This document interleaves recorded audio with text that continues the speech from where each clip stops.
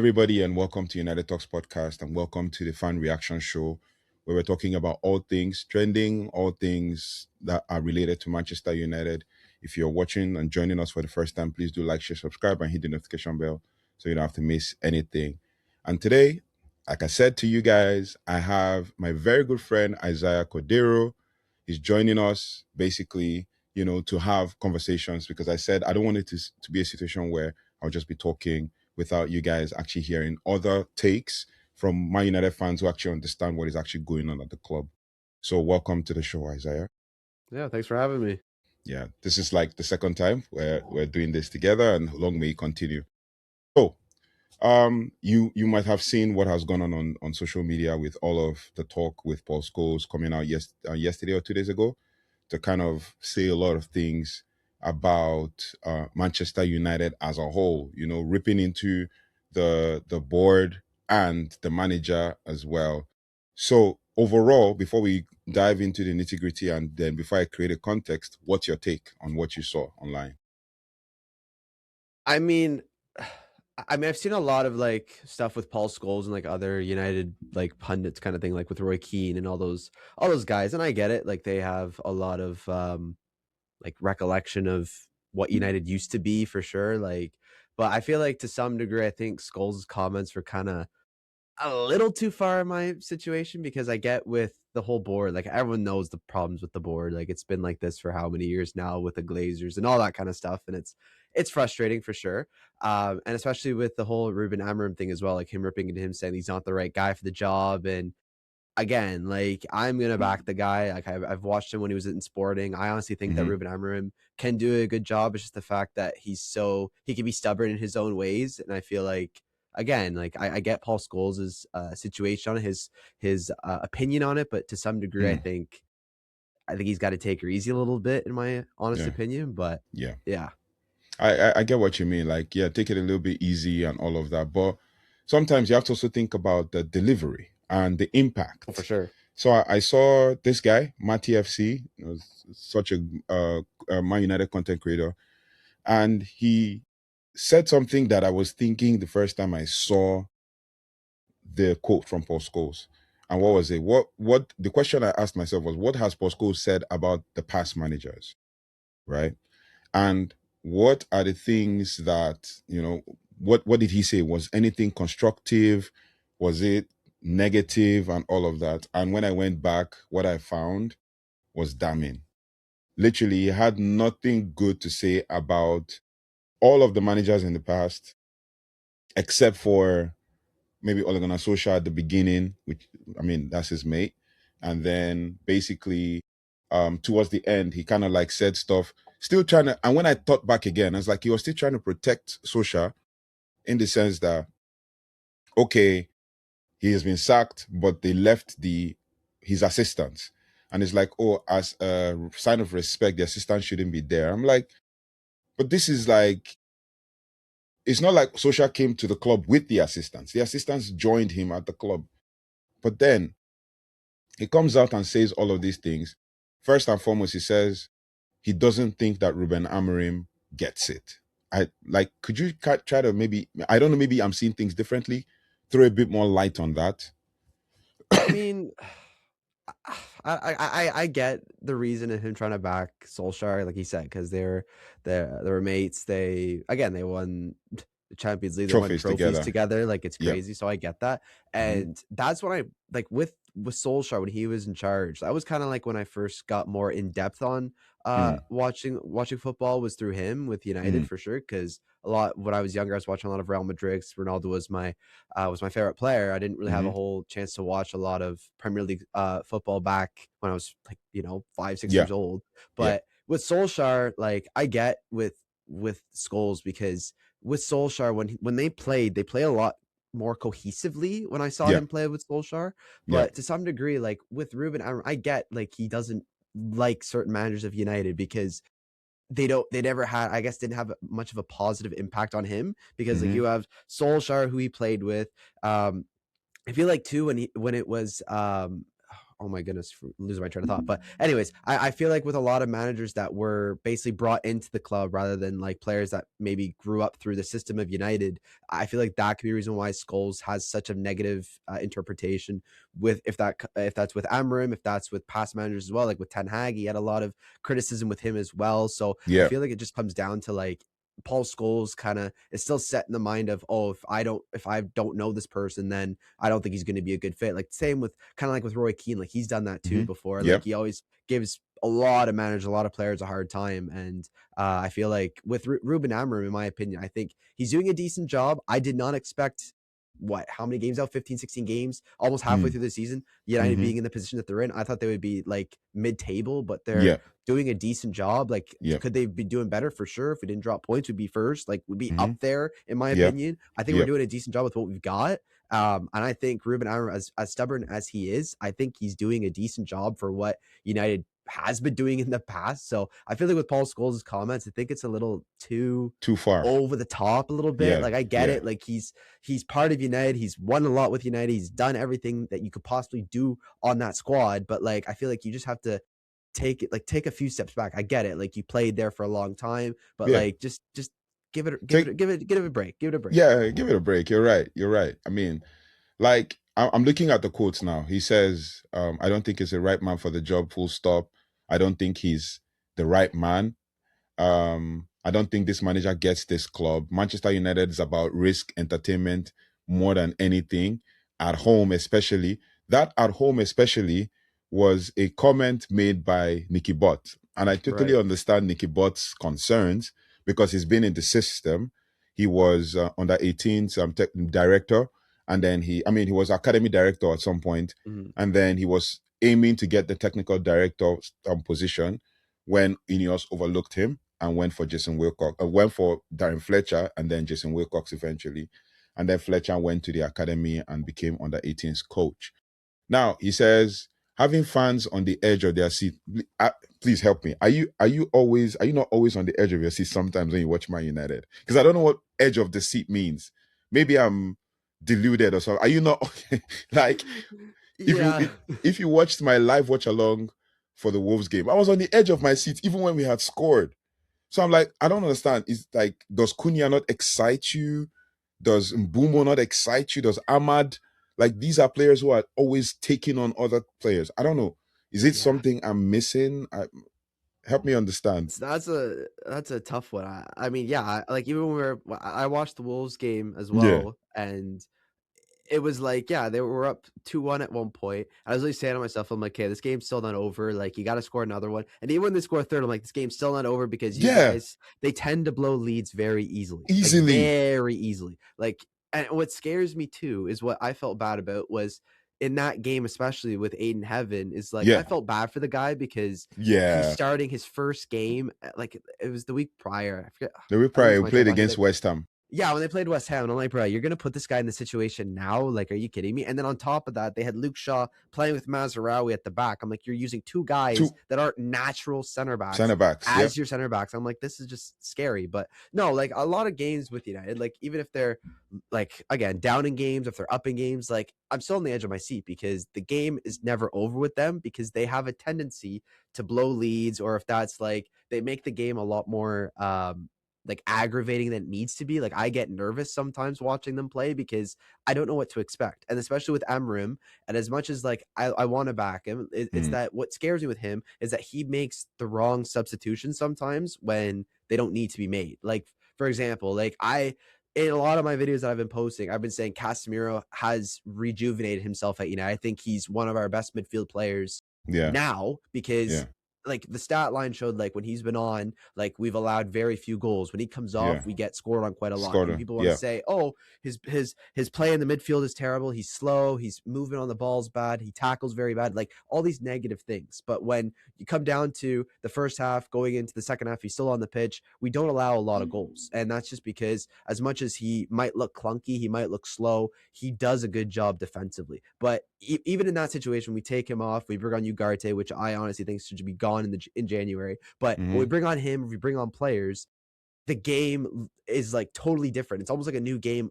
when we bring on our subs because So we it's kind of lose control or something. exactly. It's like a totally different game. It's like, what? Yeah. Like, I don't know why we're doing this. And I get we have subs. I know you have to make subs in situations where players might be tired, fatigued, whatever. But like, I would not be taking off players that are making a positive impact like he is. And I've said about Bruno, when Bruno's on the pitch, it's sometimes he does too much or he does the right amount. And like the game against West Ham, when we're down in or when we're drawing a game, he does way too much. If we're tying a game, we're trying to find a second goal, he does way too much. In the game against Wolves, he did the right amount because, again, Wolves aren't an amazing side by any means, but he's doing the amount that is necessary rather than going over the top. Like the balls he were making to Mount, the goal by Mount was insane. The one that he over the top, amazing goal. It's just, that's what I mean. That's what is needed with Bruno. And I think when Mbeumo goes for the AFCON, I would honestly slot Bruno in one of those top 3 roles as a forward because he plays so much better as an attacking minded player rather than playing in the midfield where he's basically playing a center back CDM role. And I'm like, why, what are we doing? Like, why is he like in the midfield like this? But I feel like in any game I get like, I'm on the edge of my seat no matter what the game is, no matter like the scoreline, because I'm always freaked out with what are we going to do, like to respond, what are we going to do in the situations where we're up in a game, because they do it. They have a tendency to like lose leads or like play a little too on edge when we don't need to be. I totally understand that, because like when you look at the games where we've conceded, there's this 5-minute window where it looks like we've lost concentration and we've lost control of the game. You look at, we didn't have that in Sunderland, thankfully, but against Brighton, we had that second half, end of first half, second half, 5-minute window where Brighton pounced and scored 2 goals. They had that similar situation in this game that just passed, that Brighton just played against Liverpool. They had that window where they needed to score and they missed their chances. With Man United, they had those chances, they scored. Then you have Nottingham Forest, there was the 5-minute window as well, they scored. You have Tottenham Hotspur, there was that 5-minute window towards the end of the game, they scored, right? 2 goals as well. So it looks like, and Amorim says this after press conferences, post-match, he always says that there's this point where we've lost control of the game and all of that. But that is, I've given my instructions to the players and they have to deliver to the team.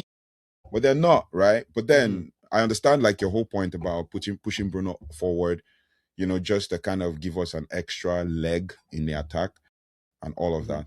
Which takes us to the next part where I wanted us to touch on before we move on to another topic, is where he ripped into Omar Berrada and Jason Wilcox. And he says, he talked about wingers, talked about shots on goal. I mean, we have the most shots on goal. Come on.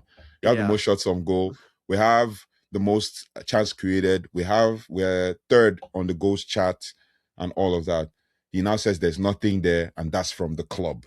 Now, he said we talk about a different club. They've got Omar Berrada, they've got Jason Wilcox, who are probably brilliant on the job, at their job, brilliant at what they do, but they are not Man United. I don't understand that statement. Like, they are not Man United.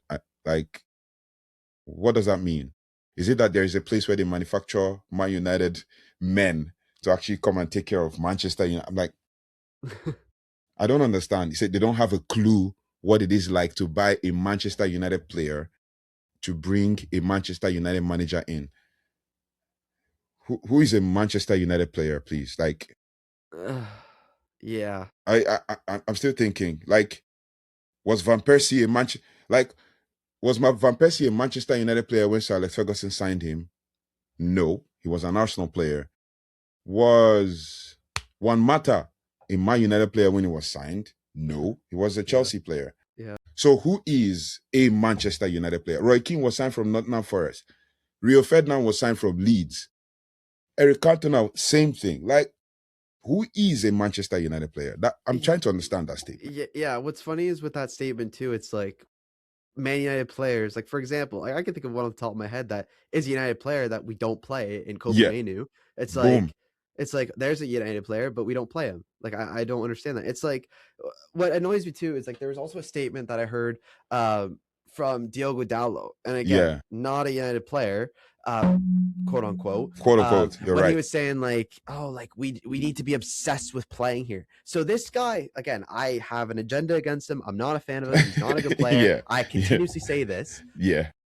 said this out on, I think it was on a tweet. I couldn't remember where it was, but he Yeah, said, I'm not obsessed. Like, we got to be obsessed with playing here. So you've been at the club for what? He was signed in 2018. He was on since loan at when he was Milan. 19 years old. Yeah. Right. He was on loan at Milan for a little bit, and he came back and played for United. So in that time of 4 or 5 years of playing for United, where was your obsession then?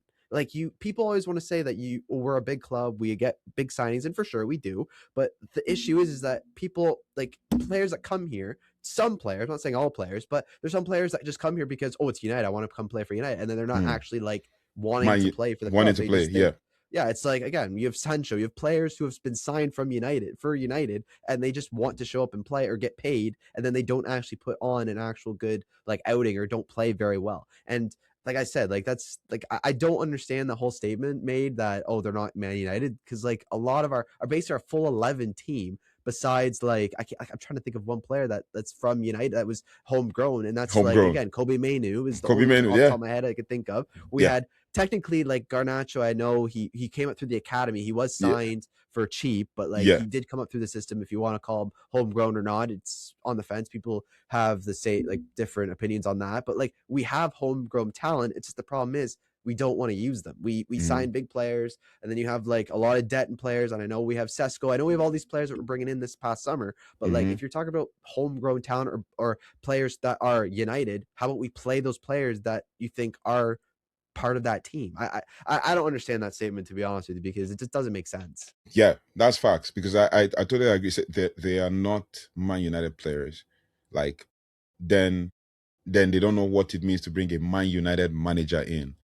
Sir Alex Ferguson was an Aberdeen manager. Was he a Man United manager? Yeah. Like, these guys literally just started last year, and Amorim is their first manager recruitment. Yeah. And you say, no, they don't know what it means to bring a Manchester United manager in. It absolutely makes no sense. Then he says, oh, if you go to Sporting and watch, they play 3 at the back. Right now, Sporting don't play 3 at the back. They play 4-2-3-1. No, I checked it watched very Sporting recently. too. Oh, yeah, facts. So, and that's part of one of the reasons why I actually reached out to you, because like, I don't know if I'm losing my mind in what I'm seeing online or something. He says you go to Sporting, they play 3 at the back. Right away, that's no. Man United never do that. They can't do that. They just can't. It's been proven over years and years and years. And I'm talking about before Sir Alex Ferguson, it's always 4-4-1-1 or 4-4-2, entertaining people. Please, you've been analyzed. I've seen your analysis, absolutely amazing. Analyze other clubs and stuff.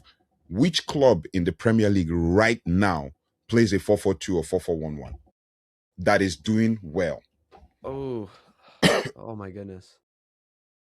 A lot of teams, like the top half, a lot of them play 4-3-3s or 4-2-3-1s, 4-4-2s. None. Not a lot of teams play like 2-strike form. And that's what annoys me too, is like I feel like with the United squad, even if we played a 3-back and like 2-strike up front, I feel like we'd have a lot of success. Like I say this before too, like when we had Højlund, if we had Højlund and Sesko playing together, I think that team would be nasty, because that team will work, because I know it would, because then the defenders wouldn't know who to focus on. Exactly, right? because like I wish we had the Højlund that's playing for Napoli right now. For Napoli now, yeah.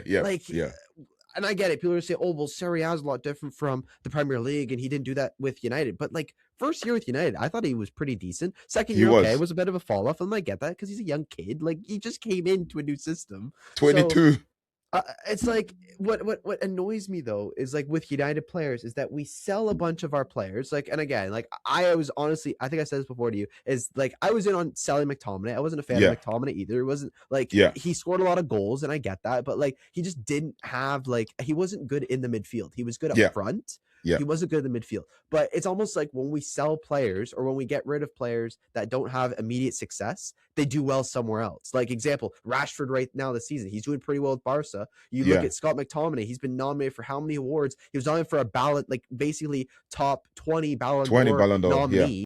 Yeah. like it's just crazy when we get rid of Yeah. get rid of players. It's Yeah. like they have immediate success somewhere else, and it's Mm-hmm. really frustrating. But Yeah. like I feel like the players that are brought in, like this season so far, Mbuemo's been pretty good. Sesko, unfortunately, has been injured. He's been all right. Like it's just getting into a new system. Like we're signing so many young guys. Like you just got to give them a chance. And I said about Aiden Heaven too. It's like yeah, he's a young kid, and it's like it's kind of a hard situation to put that guy into in a team where we're playing two out of position players basically, and Luke Shaw and Mazraoui beside him, and it's like it's just crazy to me. And what annoys me too is that there are players that make constant mistakes day in and day out. And I know Amorim has certain players that are basically untouchable that he wants to play every day, like Diogo Dallo, Bruno Fernandes, who always plays Yeah. every day. They always play every day, basically. But like Yeah. we're not giving guys like Kobe Mainu a chance to play. We're not giving other players a chance to play that are playing well. Like Lenny Yoro, who makes one mistake against Palace a few weeks ago, makes one mistake and it was horrible. I'm not saying like whatever reason, but like we don't play him the next week. It's like we have how many center backs? We're signing center backs to fill in the roles of a 3-back formation. And again, these young kids are going to make mistakes. Any sport that you watch, like I watch a lot of sports, like any like hockey or football, like American football, players make mistakes. Young players make mistakes, and you can't just say, yeah, you're done for the day or you're not playing next week because you Yeah. made this mistake. It's not Yeah. the right mindset. It's not the right thing to do. So yeah, I get a little bit annoyed with that. And when Euro didn't play the next week, I was like, what are Yeah. we doing? I can justify the Euro situation with regards to where he's a young kid, he made a mistake, he's beating himself about it. Yeah. Like he's literally just annoyed about it. And then in the press conference, they're asking, the pressure is on, you take him out the spotlight and then slowly bring him back on, which I quite understand. Right. He's 20, he's still Yeah. got like his whole life in front of him. He's not even Right. itching to go play in the World Cup with France. He's doing okay playing at under 21 level. Right. But that's it. So I totally understand Ruben Amorim taking him out the spotlight because we might not have known the kind of conversations they've had at the back end to try to say, okay, you know what, you need to chill. You need to kind of slow down a little bit. Right. You've been playing really well, just one mistake, and you're beating yourself about it. So that's a mental, psychological man management thing. But when you now look at it from the perspective of, because I've seen even Paul Scholes said something like, in this same thing, he said he hasn't got that in him. He's brought 4 defenders on against West Ham. If you go 1 goal up, the manager always says 2, 3. I remember once, I think we're playing Chelsea, we went 1-0 up and sat back a little bit. Now, Chelsea were a good team. The manager went absolute nuts after the game. He said that doesn't happen here. When you score 1, you go for 2, you go for the throat every single time. And I just don't think he gets it. Now, I went back to the West Ham game. He says, we had 4 defenders on. The only players that are in attack. And I'll piggyback to your point about Casemiro. The only players that were in attack that Ruben Amorim could have brought on were Kobe Mainu and Shea Lacey.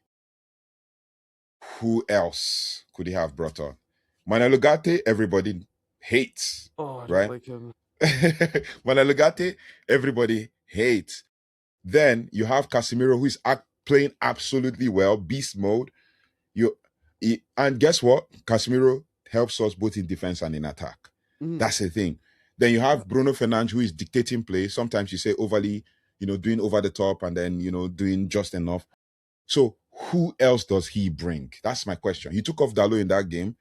Dalot had a knock or something, and then he brought on Patrick Dogu, and then he took off someone and brought on Lenny Yoro. So who else does he bring? That's my question in this situation. I mean, yeah, I get like from some degree, like he doesn't have a lot of options on the bench for sure. Yeah. It's like, yes. And I get to like, you have substitutes for like, again, players who might be injured or for whatever reason. But I feel like in the situation in that West Ham game and mostly the West Ham game, I should say. Mostly West Ham game, yeah. I just don't understand the whole thing about basically like usually when you make subs, it's usually like you put on a player to replace a player in that same position. Like we took off, I think that was the game where Xerxes came off. We brought on more defenders. I believe so. I can't remember exactly. So he took off Xerxes and brought on Mount. That was what happened in that game. That would make sense. But I mean, like with defenders, it's like we're up 1-0 against West Ham. Yep. And with some teams, yes, you're going to make defensive subs to close out a game. It's like if it would have been against City and we're up 1-0, if we're up against a different team that is top half or top 4 team in the league, yeah, sure, you're going to make a sub to play more defensive. But West Ham, who have struggled a lot this season, who haven't really looked like the team from last season at all, Mm-hmm.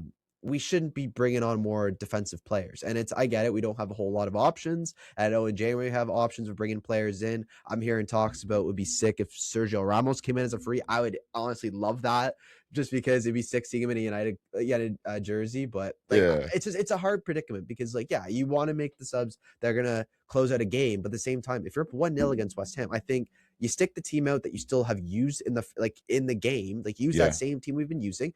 If we can find a second, we find a second, then you make those subs. I would not be taking and sitting back up 1-0 against West Ham when I feel like another goal was coming for United before we made all those subs. And I think once Xerxes came off for Mount, that build-up play and that like winning that ball in the midfield was gone because Xerxes, the one thing that I actually like that he does is that when the balls come out into the midfield and he's the first one on it, 9 times out of 10 he wins them because of his size, because of his stature. He's winning that ball 9 times Mm-hmm. out of 10, and we win Mm-hmm. those games and we win Yeah. those balls as well. But as soon as he came off, that presence was gone.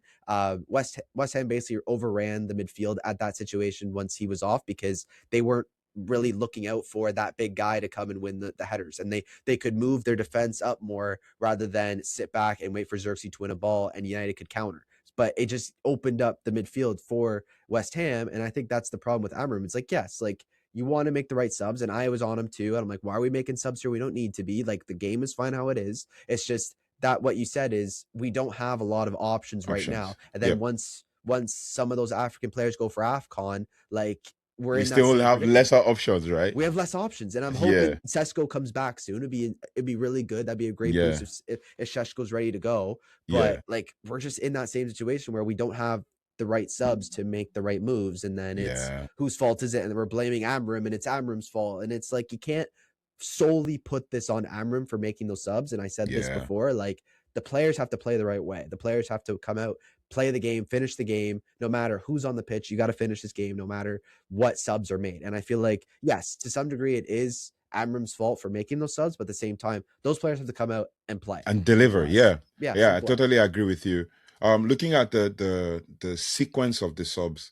So the first sub he made for that West Ham game was Lenny Euro to come on for Aid in Heaven. I can totally understand that. That would make sense. He's struggling, right? Halftime, Heaven was playing well, but was struggling because you could see Amorim said Heaven did better against Wolves because he had the ball more and he could break the lines with passing.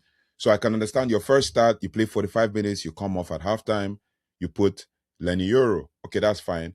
Then I think 10 minutes later, Diogo Dalot scores 1-0 after multiple shots and trying and everything.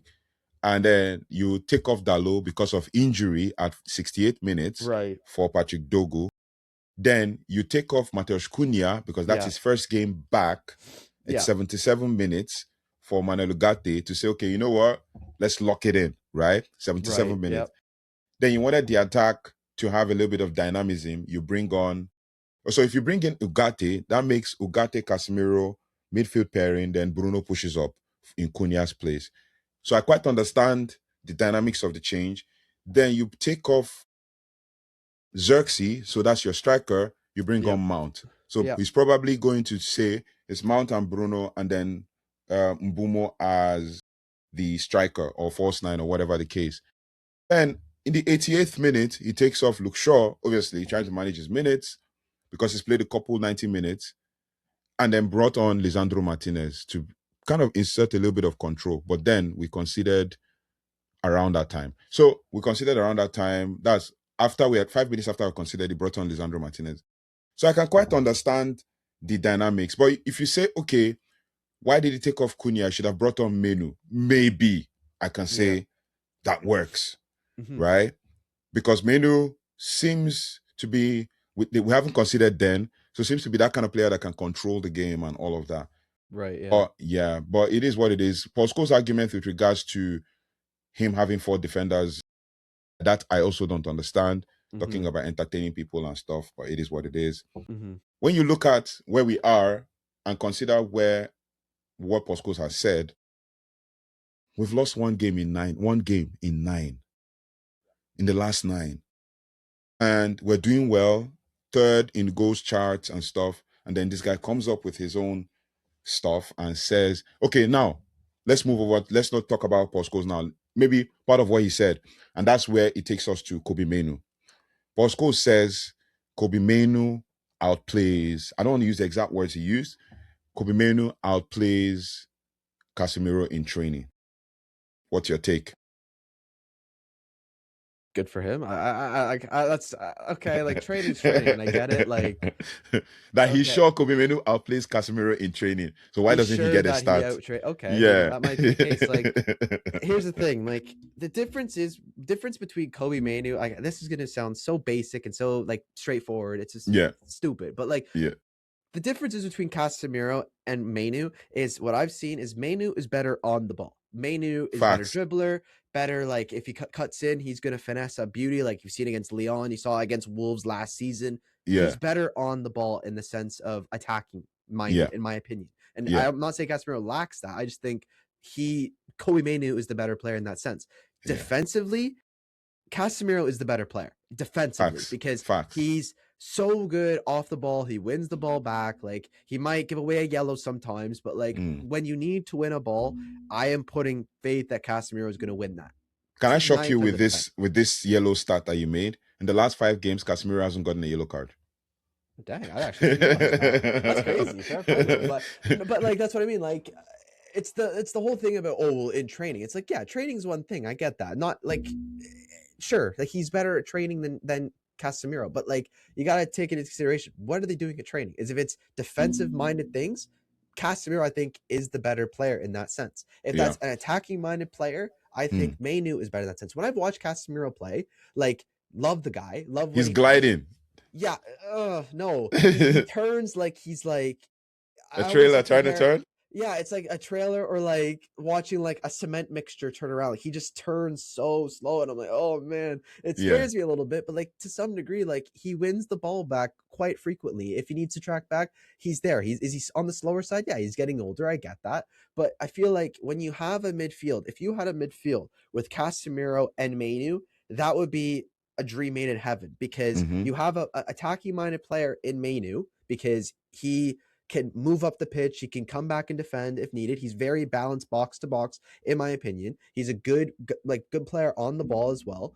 And in that situation, why I'm saying this is because when Mbeumo goes, when Ama goes for AFCON, that's the situation where Bruno move him up to one of those top 3, like playing him as an attacking midfielder in that situation. And then you're going to then give Manu more minutes to play. And I think once he's able to play, you play him out for the rest of December. You play him a lot more minutes than he should be getting. And then once those guys, whenever they come back from AFCON in late January, like that's in that situation, I'd be like, okay, Manu, you're playing very well. And if that situation where he's not still getting a lot of minutes, I'd be like, you know what? We'll send you on loan, no option to buy. Just send him somewhere where he's going to get more minutes, get more confidence, and then come back to United and play because we're looking at signing Conor Gallagher. We're looking at signing all these midfielders. It's like, I don't think we really need to. We need more midfielders in some degree, but we need a midfielder that's kind of like similar to Kobe Manu's play style or similar to Casemiro, but like, a higher in that situation. Like I don't think Conor Gallagher is going to be a big impact. I don't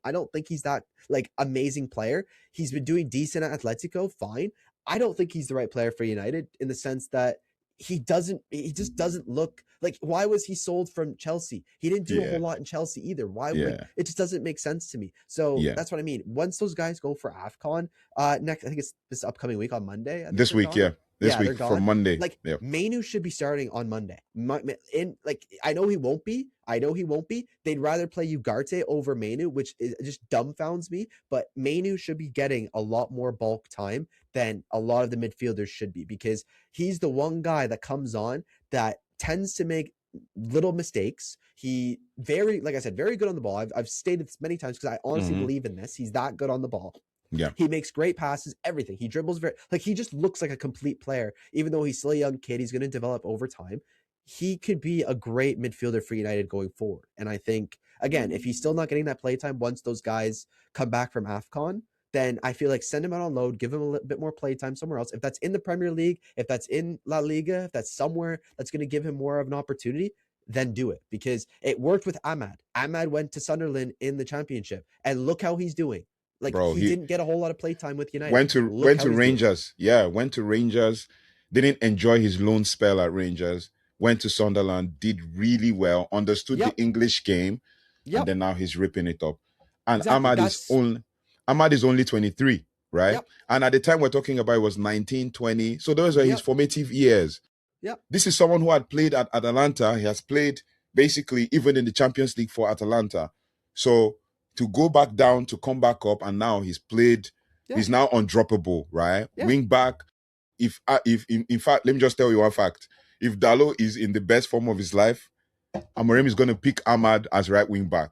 Trust me, no matter what. Because the truth is, Amorim is always true to his word in the sense that Ahmad this season has basically struggled kind of playing as a 10, because there's no that power, that strength to kind of, so put him out there, give him space to run into and run 1-on-1, 1v1 versus players. He's going to do really well.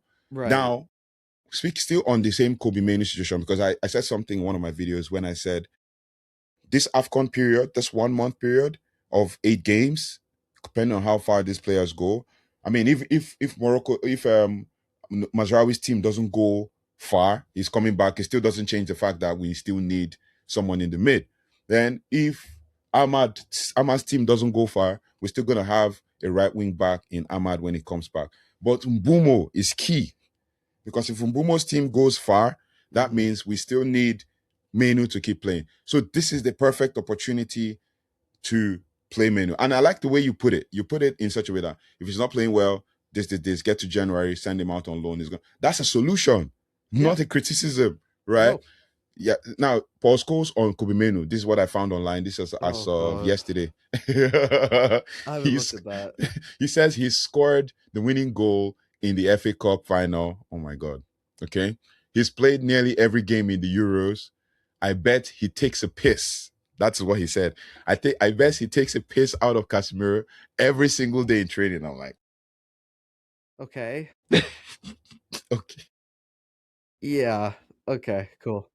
I bet you he's watching all the training sessions. Yeah, I was watching all the training sessions. Manchester United love homegrown players. Why is Jason Wilcox? Why is Omar Berrada allowing the manager to treat a homegrown talent like that? Bro, like, what's this guy's name?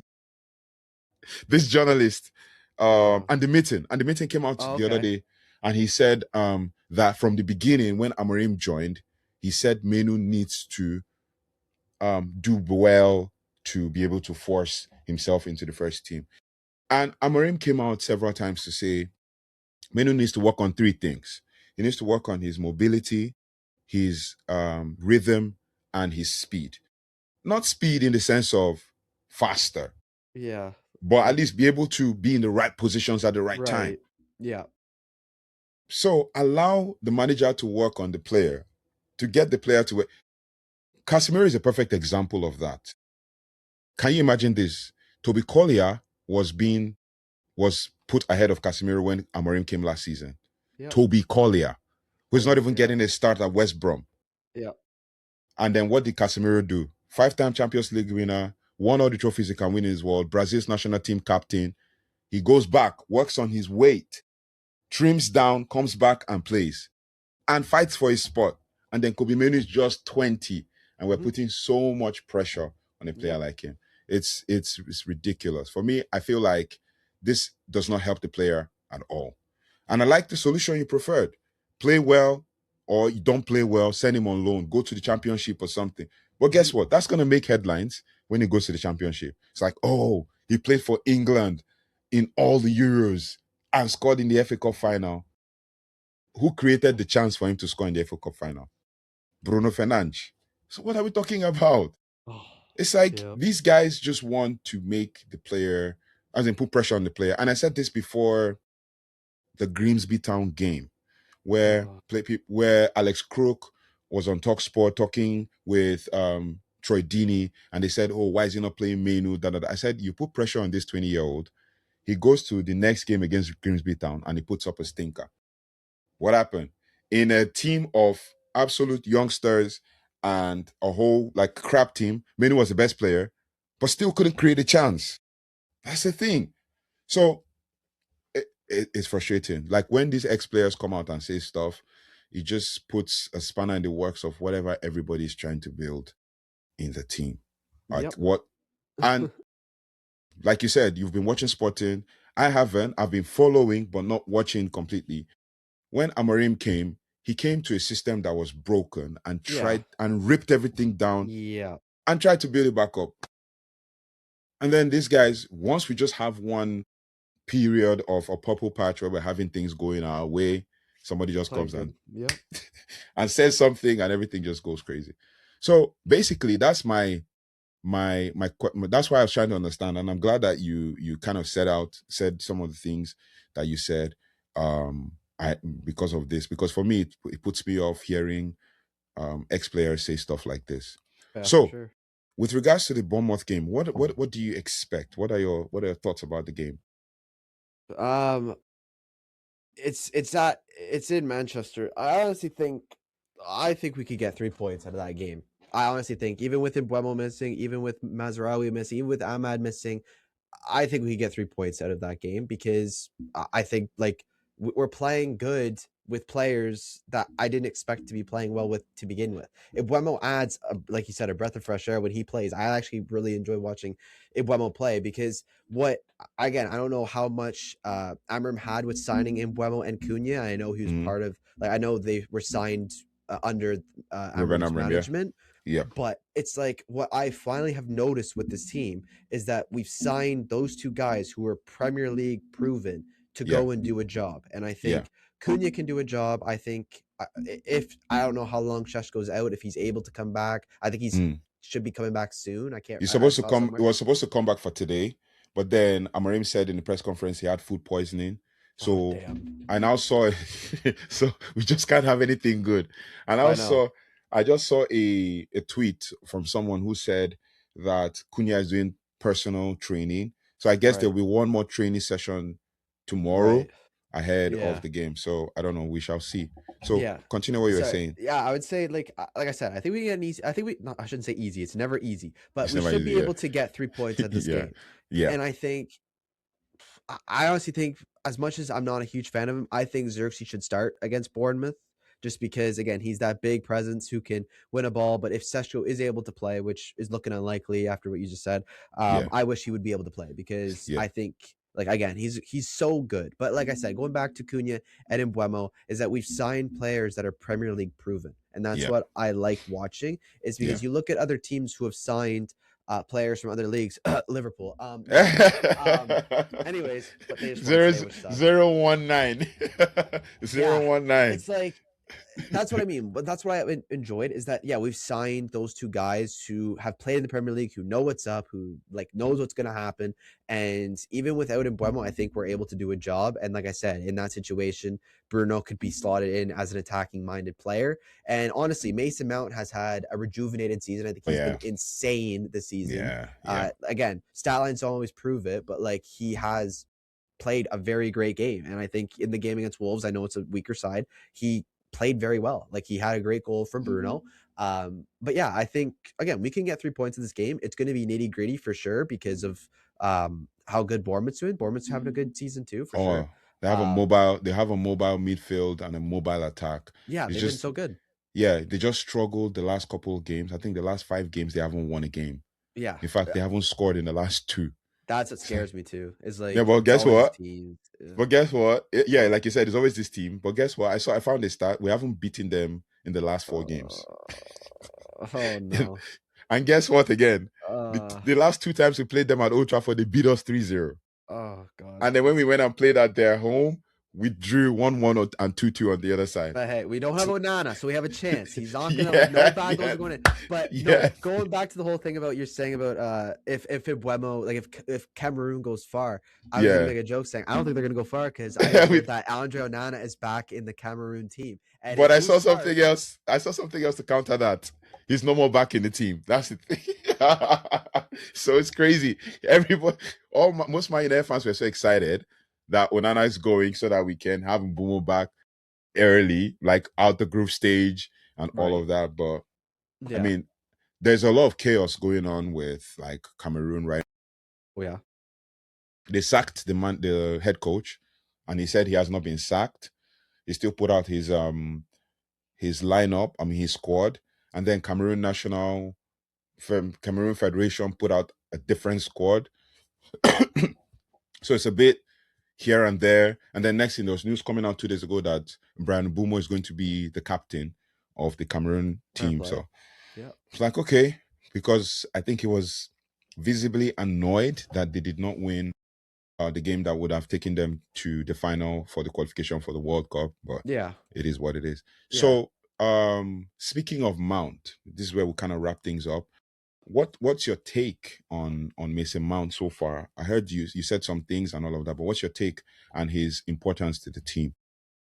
I think, yeah, like he's a good sub option. I think for sure he's had a great season. And again, I don't like to compare players, but like he has been an insane attacking midfield for United this season. Like this season, he has in 12 matches 3 goals. Like his goal involvement is a lot higher. I looked at the stat now, but like Yeah, he's been a lot better in previous years, and this is the player that I was hoping that we were signing from Chelsea. Is that's the guy that's going to show up for United, and it yeah, sucks with injuries. And I know people yeah. put him off saying, "Oh, he's not that good because he's been out." Yeah, it's injuries. It's not like His he's injuries. refusing not to play like some players, but like Mm-hmm. he's can't play. And when Yeah, he's come back, and this season for sure, he's been very good. And when he signed a few years back from Chelsea, I was excited because I'm like, this guy's going to come in. He's going to basically kind of like help out Bruno in the midfield as that attacking option. And he kind of like, it's almost like when Christian Eriksen left, I think Mount, when he's come in,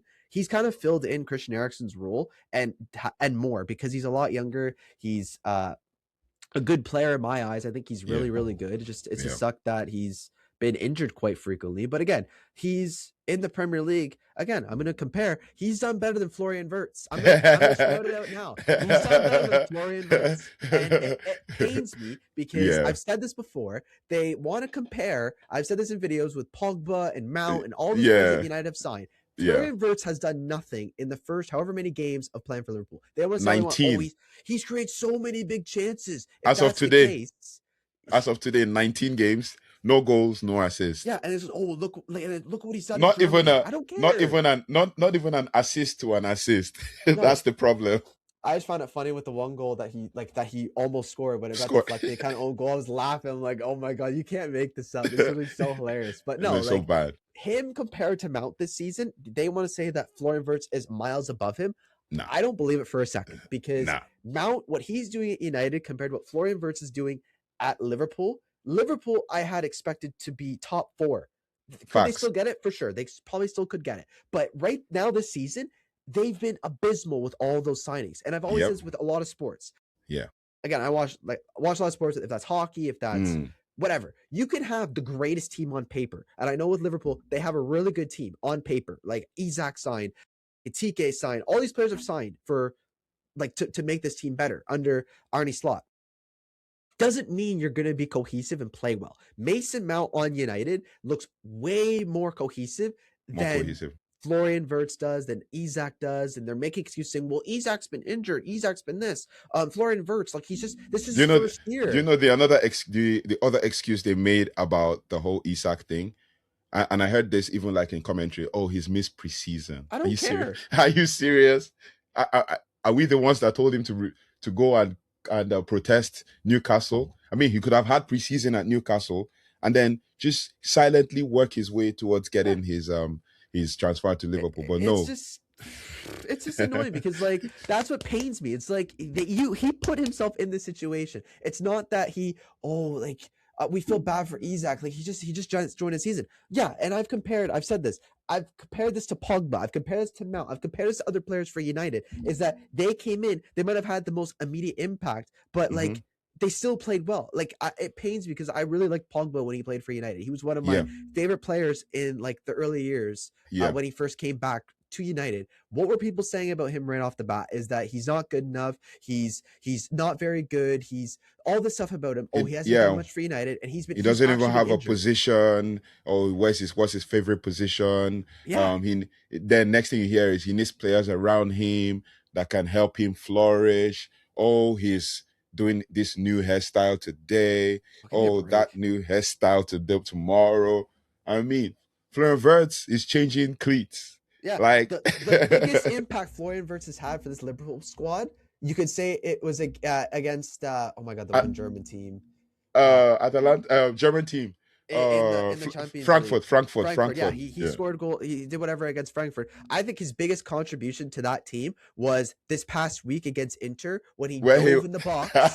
He yeah, dove yeah, in the box, and oh yeah, my goodness, what an impact he had! I saw all these yeah, videos. What an impact! Yeah, he dove, and it was like, well, he yeah. got tugged. He dove. I'm He sorry, dove, and it might have been a tug. He yeah, dove. he That's it. dove. Yeah, the guy tugged him, took his hand off, and he just went in the air. And I'm like, what are He you dove. doing? He dove. He's like, I oh saw it. man, he felt the contact. But like, that's what I mean. Like, Liverpool this season on Yeah, paper, I thought had the best team. Honestly, like they made a bit big, uh, a lot of acquires with Kirkez trying to build up the defense. Kirkez, they brought in Frimpong, which I didn't really understand that one because he's a lot more attacking minded than he is defensive.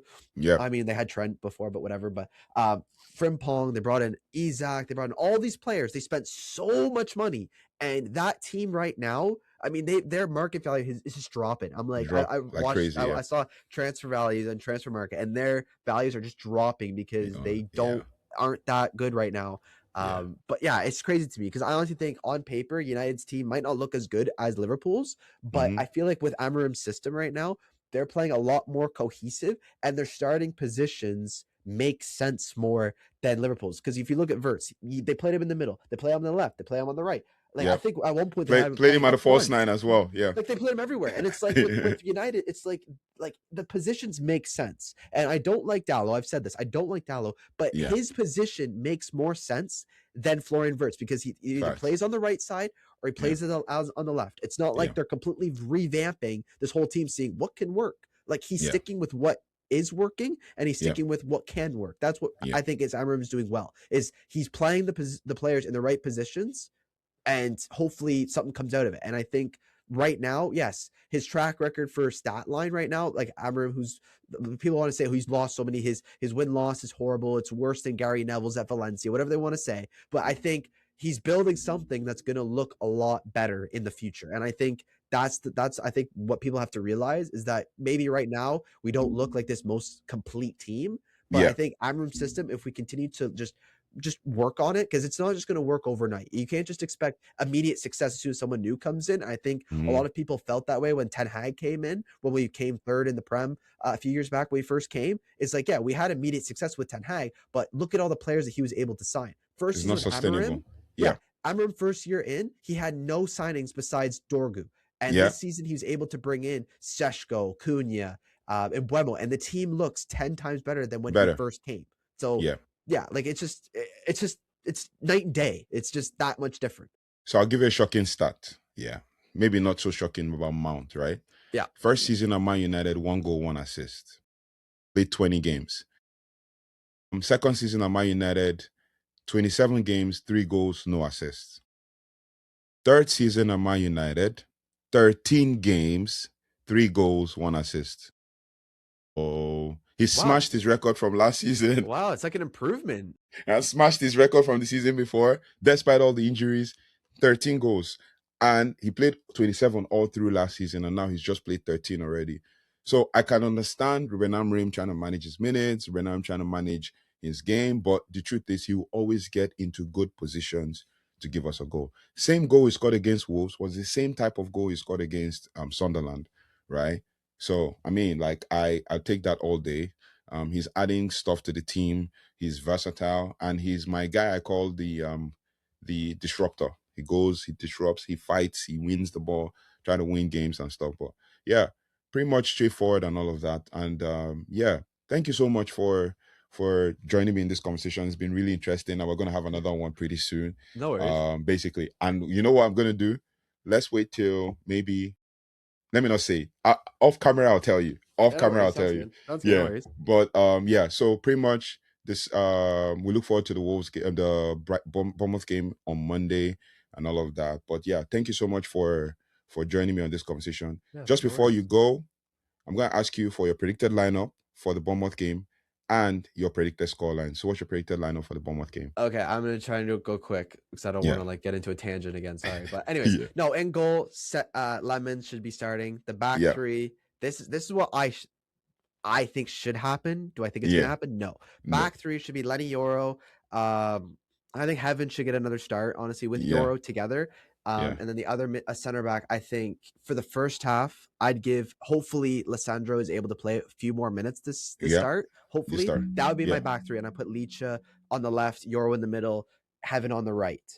This might be a bold take, but I honestly think this should. I think this could work. Luke yeah. Shaw should be left wing back. I think he's Okay. better distributing the ball on the left hand side. On Yeah. the right, oh man, there's no Mascherano or man. I gotta go Dallo. Unfortunately, I feel like it's more natural on that side. That's why I asked you. I hate saying that, but it's all good. Midfield, Yeah, I'd go Casemiro, Mainu, and then the front three, I'd go Mount, Bruno, Cunha.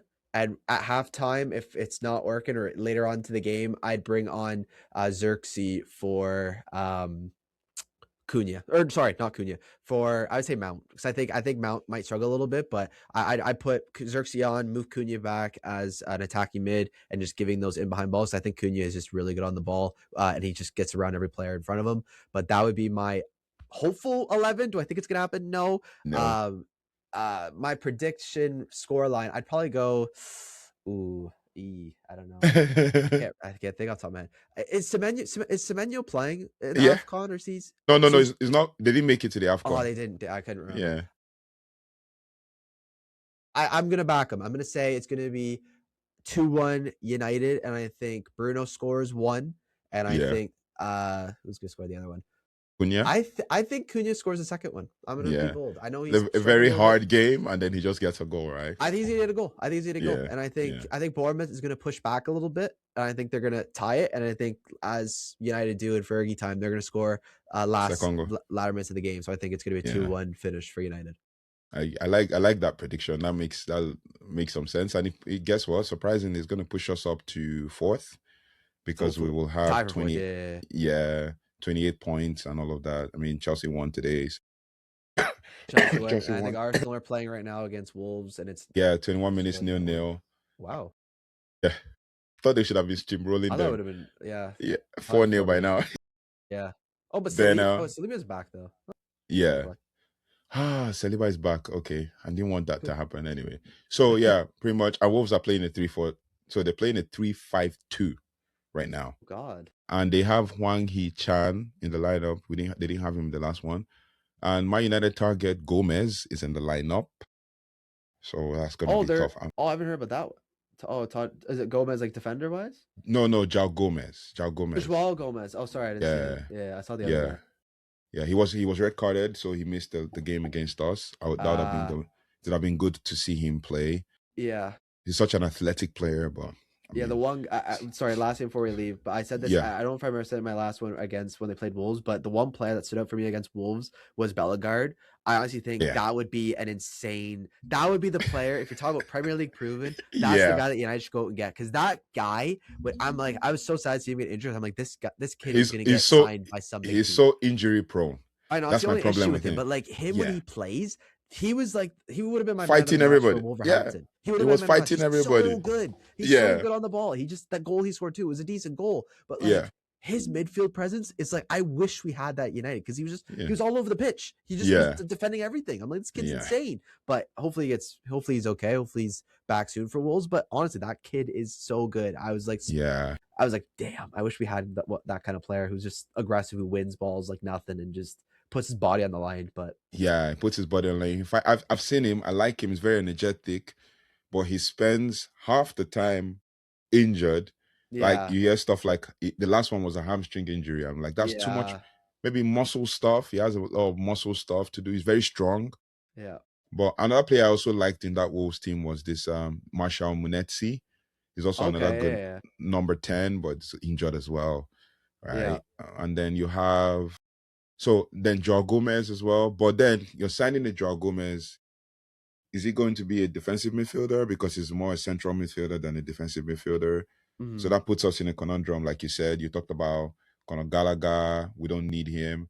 I feel we might need him for like 6 months, just a 6 month loan, and Yeah, we'll maybe send him back. alone. Some, yeah. Yeah, just to It add a was, little bit of add yeah. bodies to the midfield, give Casemiro a rest when we need it, because it's gonna get really choked up from now till like January. Yeah, like like yeah, for sure. Like we need a midfield like in a loan kind of spell. It was kind of like Yeah, with Sabitzer. yeah. Don't even me started on that. I love that guy, man. I He's so love the good. guy. He's My just God, he that. was just so good. It's And we just he just didn't wasn't. sign him. Yeah, we just decided him, and he He wasn't. wanted to stay. Yeah, it wasn't. Oh. And then I don't know. We didn't want to take a punt at him because obviously he would have been a veteran midfielder now, basically in this Amorim system. Yeah. Just, but then obviously Ten Hag wouldn't have fancied him on my days. Yeah, he would have been so Sabitzer good. was good. He was getting us some goals, and he was fighting hard, albeit he was injured sometimes. But it is what Yeah. it is. Anyway, that's it for the show today. Thank you so much for joining us, Isaiah. We will also connect again pretty much for another one. But yeah, if you haven't already, please do like, share, subscribe, hit the notification bell. Let us know your thoughts in the comment section about everything we discussed today. Put it in the comment section. I will reply to everything. And then also follow Isaiah on TikTok. He's more active on TikTok. Follow him. Just search Isaiah Cordero. You see like all of his stuff. On TikTok, he talks about Liverpool as well. So, I so gotta. yeah. So go check it out. And that's because of some of his interesting takes. That's why I kind of reached out to him and all of that. So yeah, check him out. He's also, available on all social media platforms. Just search Isaiah Cordero. You see him there. So yeah, thank you so much for joining. Thanks so much for liking, sharing, and subscribing. I'll see you on the next one. Take care. Goodbye and God bless.